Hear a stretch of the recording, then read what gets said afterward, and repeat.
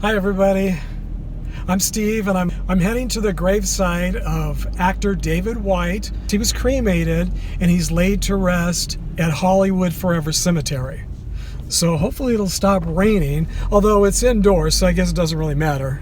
Thanks for joining me on another trip down memory lane.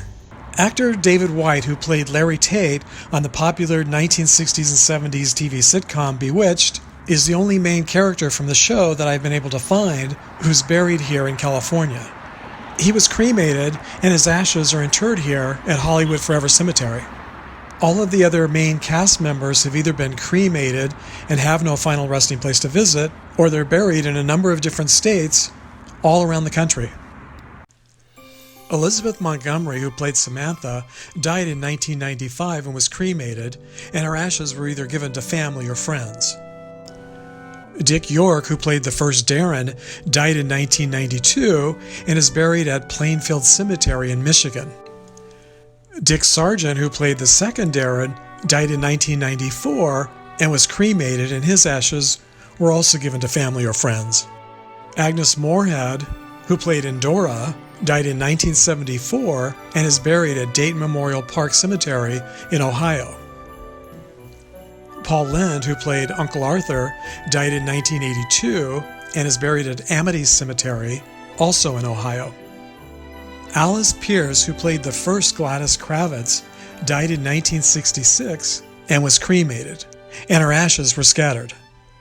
Sandra Gould, who played the second Gladys Kravitz, died in 1999. She was also cremated, and the location of her ashes are unknown. Alice Ghostley, who played Esmeralda, died in 2007 and is buried at Oak Hill Cemetery in Arkansas. Marion Lorne, who played Aunt Clara, died in 1968 and is buried at Ferncliff Cemetery and Mausoleum in New York. Bernard Fox, who played Dr. Bombay, died in 2016. He was cremated and his ashes were also given to family or friends.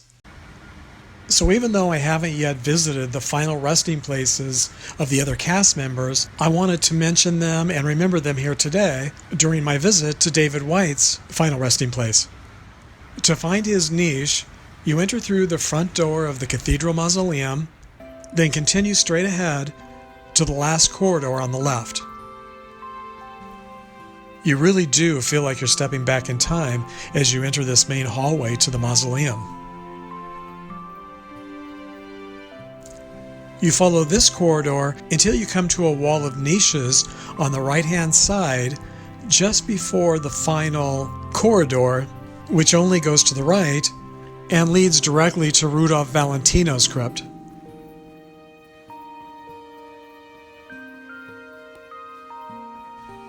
As you can see, David White's ashes are interred here right next to his son Jonathan's ashes. Jonathan became famous when he was murdered back in 1988, and I'll share the story of his death with you in just a minute.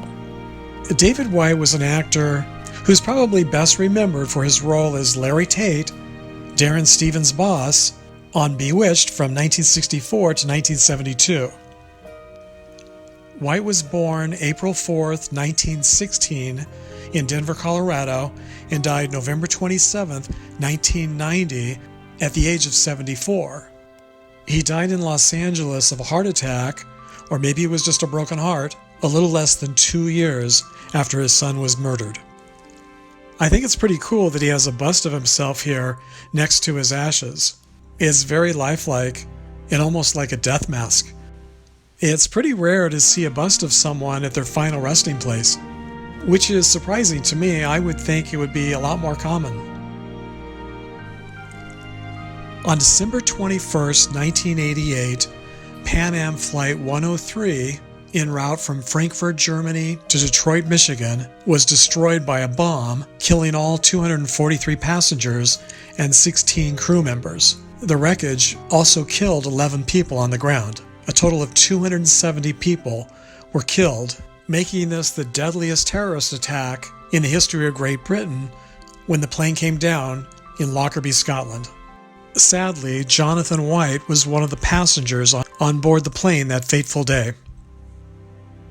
Jonathan White was born June 14, 1955 in Los Angeles and died December 21st, 1988 in Lockerbie, Scotland at the age of 33. I remember the news of that day just like it was yesterday, but at the time I didn't know that David White's son, Jonathan, was one of the passengers.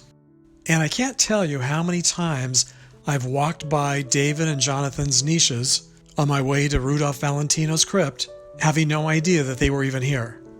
I'm really happy that I finally discovered them, and that I'm able to share their final resting places with all of you today watching this video. And in the same small wall of niches are a number of other famous and semi-famous and interesting people as well. Just a couple of rows above the Whites is film and television actor Paul Valentine. Valentine was once married to famous burlesque striptease legend Lily St. Cyr. He was born on March 23, 1919 in New York City and died January 27, 2006 in Los Angeles at the age of 86. To the right of Valentine is actor John Nielsen, who appeared in such movies as Southern Fried, Terror House, and Judge and Jury. He was born May 10, 1944 in Indiana and died April 5, 2000 in Burbank, California at the age of 55. Down below these niches, near the floor, are the final remains of Kathleen O'Hara Wood. She was the longtime wife of cult film director Ed Wood. When he died, he was cremated and scattered, but obviously she chose a more permanent place to be remembered. In the 1994 film Ed Wood, starring Johnny Depp, Kathleen was portrayed by Patricia Arquette. Kathleen was born May 27, 1922 in British Columbia, Canada, and died June 26, 2006 at the age of 84. Her epitaph reads, "Beloved wife of Ed Wood Jr., she hitched her wagon to a star," obviously meaning that she became famous because she married someone who became famous. Actor, screenwriter, and director Joel Oliansky is also interred here in this niche wall. He won an Emmy for his work on The Law and was nominated for an Emmy for the miniseries Masada. He also directed such TV shows as Emergency, Cagney and Lacey, Kojak, and Quincy.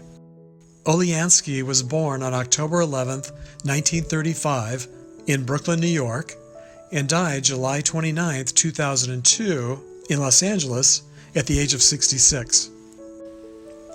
And while he's not the most famous person here, Alex Gilson has one of the funniest and most interesting niches in this mausoleum. The letter in his niche box invites passers-by to kiss his glass. Why should Valentino, who's just around the corner, get all the kisses?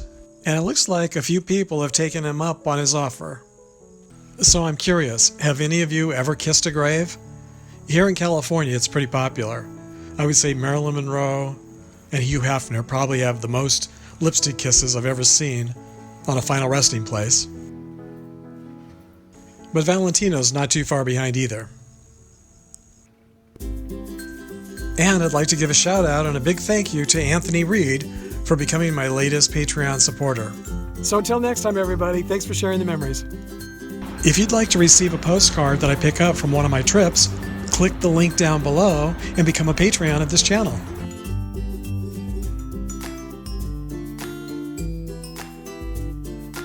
If you're new to my channel, please consider subscribing and clicking the bell so you'll be notified when I upload future videos like this one.